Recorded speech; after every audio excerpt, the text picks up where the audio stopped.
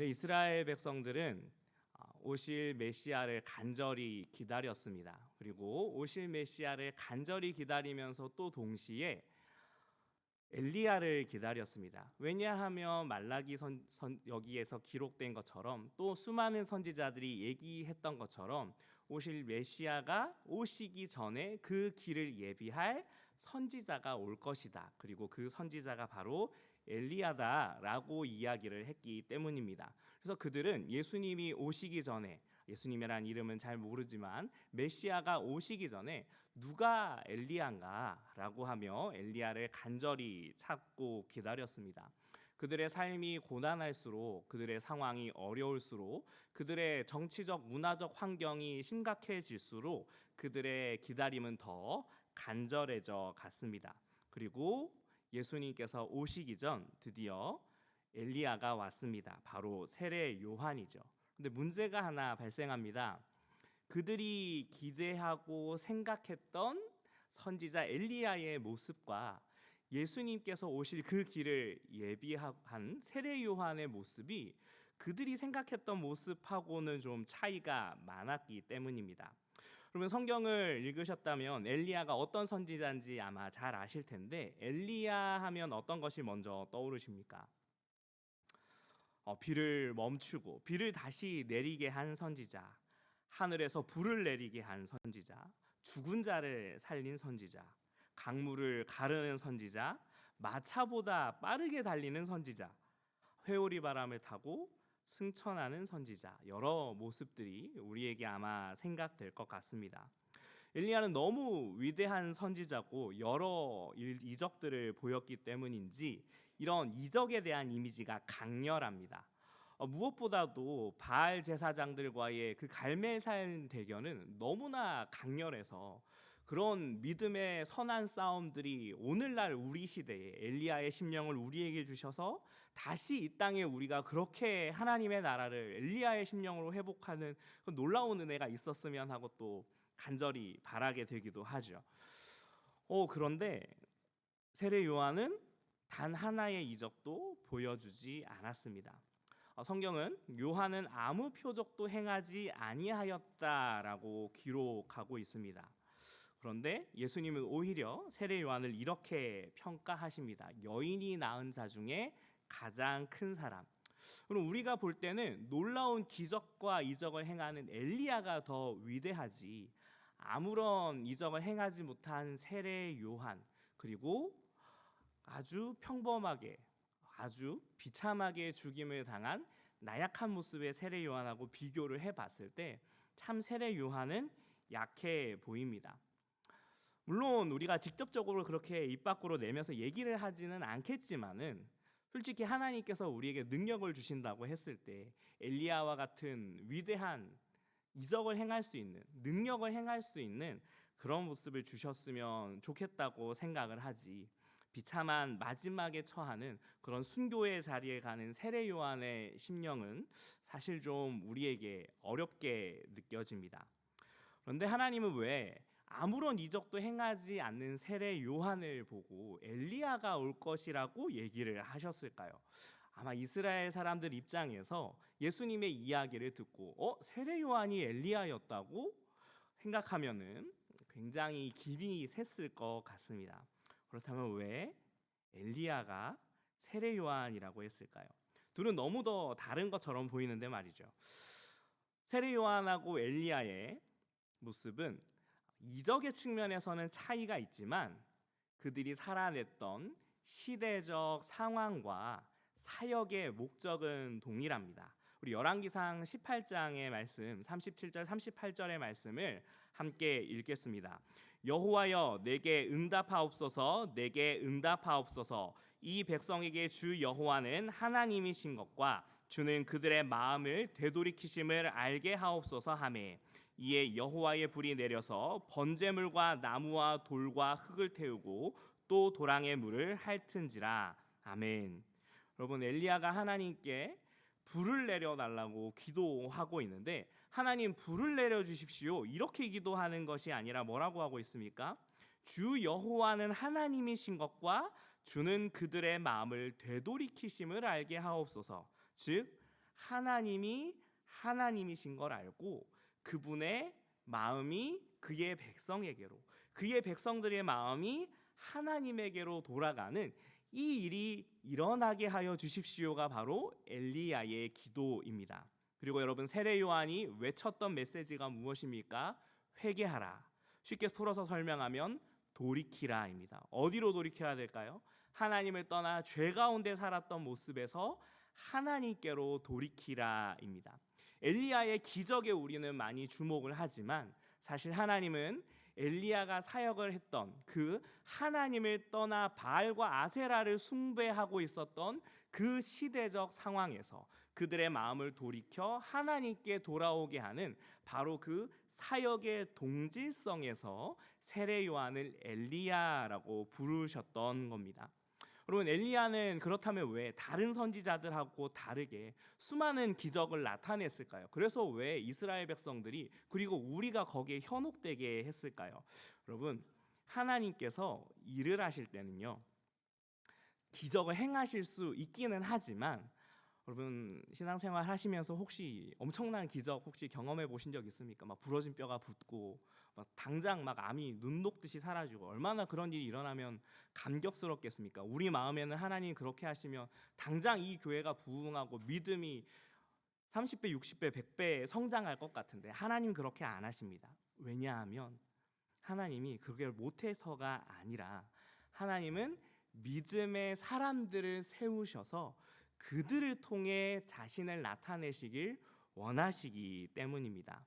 하나님은 기적을 못 나타내시는 것이 아닙니다. 하나님이 오히려 기적을 나타내시는 것은요, 이 이적이 필요할 만큼 하나님의 말씀이 희귀해지고 하나님께 주목하지 않고 시대가 악해지거나 믿음이 연약해지거나 하나님의 말씀을 살아내는 사람이 없을 때 하나님이 기적과 이적을 행하십니다. 그래서 선교지에 아직 교회가 세워지지 않았거나 말씀을 전하는 목사님이나 선교사님이 계시지 않거나 성경이 번역되지 않은 그런 장면에서 선교지에서 놀라운 기적과 이적이 일어나는 것은 당연한 일입니다. 하지만 이 땅 가운데 하나님의 말씀을 선포하는 교회가 세워져 있고 진리의 터와 기둥으로 교회가 세워져 있을 때 하나님은 믿음의 사람들이 함께 모여 성령의 띠로 사랑의 띠로 하나 되어 하나님을 나타내는 이 일을 하나님이 더 기쁘게 사용하신다는 겁니다. 그래서 우리는 때로는 교회가 있는데, 번역된 성경이 있는데, 말씀을 전하는 사람들이 있는데, 하나님의 말씀에 순종하는 수많은 성도들이 있는데도 기적이 만약 일어났다, 그렇다면 우리는 한번 의심해 봐야 합니다. 혹시 우리의 시대가 아합 왕조의 시대하고 똑같은 엘리야의 기적이 필요한 시대는 아닐까? 그래서 하나님께서는 세례 요한을 보내주시면서도 그에게 기적을 허락하지 않으셨습니다. 아니, 오히려 세례 요한은 더 놀라운 이적을 행합니다. 굉장히 과격하고 답답한 방식으로 날 것 그대로의 모습으로 회개하라라고 외치는데 그 죄인들이 회개하고 돌아오게 됩니다. 여러분, 이 일들이 오늘날 우리에게 얼마나 위로가 됩니까? 나에게 물을 가르고 비를 내리고 그치게 하고 죽은 자를 살리고 불을 내리게 하는 이적이 없다 할지라도 예수 그리스도께서 다시 오실 것이다, 예수 그리스도의 십자가가 우리를 구원하실 것이다, 우리가 회개하고 돌아가기만 하면 이라는 이 단순한 전도의 이야기 하나만으로도 하나님은 우리를 천국에서 그 큰 자같이 여겨지는 그런 한 존재로 여겨주신다는 사실입니다. 그러니 우리가 우리 스스로를 보았을 때 참 무능해 보인다 할지라도 괜찮습니다. 왜냐하면 우리에겐 예수님의 십자가가 있기 때문에 그렇습니다. 계속해서 우리 말씀을 살펴볼 텐데, 세례 요한이 엘리야보다 더 위대한 이유는 사실 다른 곳에 있습니다. 여러분, 하나님께서 엘리야에게 마지막으로 맡기신 일이 무엇인 줄 아십니까? 열왕기상 19장 16절, 17절, 18절을 함께 보시도록 하겠습니다. 함께 읽겠습니다. 너는 또 님시의 아들 예후에게 기름을 부어 이스라엘의 왕이 되게 하고 또 아벨므홀라 사밧의 아들 엘리사에게 기름을 부어 너를 대신하여 선지자가 되게 하라. 하사엘 하사엘의 칼을 피하는 자를 예후가 죽일 것이요 예후의 칼을 피하는 자를 엘리사가 죽이리라. 그러나 내가 이스라엘 가운데 7천 명을 남기리니 다 바알에게 무릎을 꿇지 아니하고 다 바알에게 입맞추지 아니한 자니라. 아멘. 하나님께서는 엘리야에게 왕들을 예비하라고 하십니다. 그런데 엘리야를 통해 예비된 왕들 하사엘, 예후, 그리고 선지자 엘리사까지, 이 하사엘과 예후와 같은 왕들은 세상 권세를 가진 왕들입니다. 하나님이 세상 역사 역시 주관하신다는 것을 보여주죠. 그리고 이 왕들은 그렇게 끝까지 회개하고 돌이키지 않는, 엘리야의 수많은 기적을 보고도 돌아오지 않은 그 아합 왕조를 심판하는 도구로 사용이 되었습니다. 그런데 하나님께서 이 도구들로 사용을 했지만 이들은 하나님을 떠나게 한 악한 아합 왕조를 심판하는 것에 그쳤습니다. 그런데 세례 요한은 예수님에게 세례를 베푸셨죠. 그리고 예수님께서는 그 세례로부터 공생애를 시작하시며 하나님의 아들이시자 유일하신 왕으로 그 사역들을 해 나가십니다. 예수님은 엘리야가 세운 왕들보다 더 위대한 왕으로서 세상 권세와 왕자들을 끝맺는 이 정도 수준이 아니라 죄와 사망의 권세 자체를 이겨내셨습니다. 그리고 여기서 더 나아가서 하나님과 우리의 그 막힌 담을 허무시고 끊어진 관계를 회복하시는 놀라운 일들을 하셨습니다. 그런데 예수님의 모습을 보면 유대인들의 실망과 같이 참 연약하게 십자가에 달려 돌아가셨죠. 그런데 이 십자가에 달려 돌아가심이 이방의 왕들과 비교해 봤을 때 참 철저하게 무능하게 보이지만 사실 이는 우리를 위한 사랑 때문이었습니다. 하이델베르크 교리문답 40문에 이렇게 되어 있습니다. 그리스도는 왜 죽으시기까지 낮아져야 했습니까? 하나님의 공의와 진리 때문에 우리의 죄값은 하나님의 아들의 죽음 이외에는 달리 치를 길이 없기 때문에 그렇습니다. 여러분, 예수님께서 능력이 없으셔서 십자가에 달려 죽으시기까지 낮아지신 것이 아니라 능력이 세상의 왕들보다 더 크고 많으시지만 우리의 죄값을 치르셔야 했기 때문에 그렇게 낮은 길로 걸어가셨던 것입니다. 말라기 4장 4절은 모세의 율법을 언급하고 있습니다. 이스라엘 백성들은, 아니 우리 모든 사람들은요, 율법을 깨트린 그 언약의 저주, 율법의 저주 아래 있는데 예수님이 그 저주를 친히 감당하시는 왕이 되신 것입니다. 고린도후서 5장 18절을 함께 보도록 하겠습니다. 모든 것이 하나님께서로서 났으며 그가 그리스도로 말미암아 우리를 자기와 화목하게 하시고 또 우리에게 화목하게 하는 직분을 주셨으니 아멘. 예수님은 능력 있는 왕이셨지만 우리를 구원하시기 위해 철저히 무능한 십자가의 길을 걸어가셨습니다. 죄를 지은 것은 우리이지만 하나님이 예수님을 통해 먼저 손 내밀고 계셨다고 고린도후서 5장 18절이 이야기하고 있습니다. 그리고 예수님께서는 죽으심으로 그 값을 치르셔서 엘리야가 세웠던 왕들보다 더 위대한 일들을 행하셨습니다.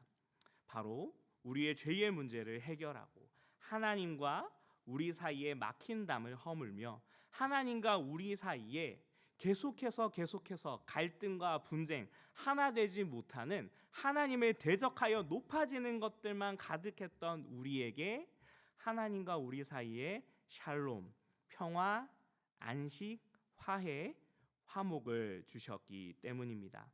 예수님께서 우리를 새로운 피조물로 만드셨기 때문입니다. 그런데 이 예수님의 십자가 깊이 묵상하지 않으면 이 고난주간을 통해 그 십자가의 의미를, 예수님께서 어디까지 우리를 이끄시며 하나님과의 관계를 회복하셨는지 깨닫지 않으면 우리의 삶에 화평이 사라지게 됩니다. 조급해지고 분노하게 되며 짜증과 불평이 가득하게 되며 사람을 볼 때 하나님이 그 사람을 얼마나 사랑하시는지, 하나님이 그 영혼을 구원하기 위해 어떻게 자기 아들 독생자 예수 그리스도를 내어주셨는지를 전혀 깨닫지 못하고 우리 사이에 마치 예수님이 없는 것처럼, 십자가가 없는 것처럼 갈등과 분쟁이 가득하게 됩니다. 여러분, 하나님께서는 우리에게 이제 그 화목의 사명을 주셨습니다. 사람들에게 화해의 길을 여는 그 직분을 맡겨 주셨습니다. 고린도후서 5장 19절 20절 말씀을 우리 마지막으로 함께 읽어보도록 하겠습니다. 곧 하나님께서 그리스도 안에 계시사 세상을 자기와 화목하게 하시며 그들의 죄를 그들에게 돌리지 아니하시고 화목하게 하는 말씀을 우리에게 부탁하셨느니라. 그러므로 우리가 그리스도를 대신하여 사신이 되어 하나님이 우리를 통하여 너희를 권면하시는 것 같이 그리스도를 대신하여 간청하노니 너희는 하나님과 화목하라. 아멘. 바로 이 일을 위해 예수님께서 이 땅에 오셨고, 바로 이 일을 위해 예수님께서 세례 요한을 통해 그 길을 닦으셨으며, 바로 이 일을 우리에게 또한 맡겨 주셨습니다. 그런데 우리는 왜 우리를 위해 십자가에 달려 돌아가신 예수님의 십자가의 의미는 잃어버리고 우리의 이웃들과 다투고 분쟁하고 미워하고 시기하고 갈등을 일으키고 있을까요? 여러분, 우리는 너무 우리 개인의 삶에 많이 함몰되었는지도 모릅니다. 하나님께서 우리에게 그렇게 십자가를, 예수 그리스도를 지게 하시며 화평케 하셨던 것처럼 우리도 예수 그리스도의 남은 십자가를 기꺼이 지지 않으시겠습니까? 우리 이 시간 함께 갈보리산 위에 찬송가 150장 찬송을 하며 나아가셨으면 좋겠습니다. 예수님께서 어떤 마음으로 죽기까지 그 십자가를 지셨는지, 그 수치를 감당하셨는지, 세상에서 가장 능력 있으신 분께서 어떻게 그렇게 무능하게 우리를 위해 돌아가셨는지 우리 시간이 찬양을 드리며 다시 우리의 마음에 하나님의 화평을 허락해달라고, 그 십자가의 보혈의 은혜를 허락해달라고 가사를 묵상하며 찬양하며 나아가시도록 하겠습니다.